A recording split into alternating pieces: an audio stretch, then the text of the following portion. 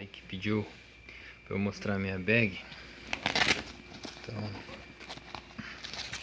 aqui ó, essa parte aqui eu uso para colocar a toalha para se secar às vezes.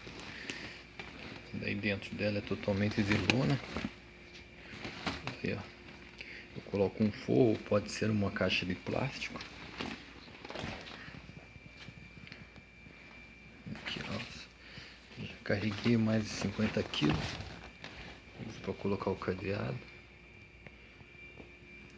É 1000 vezes melhor carregar uma nas costas dessa do que aquela de isopor que fica pegando do lado.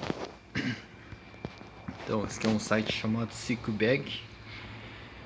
Já vendi umas 20 bags pro cara. Fazia propaganda de graça pro cara. Mas é essa aí, ó.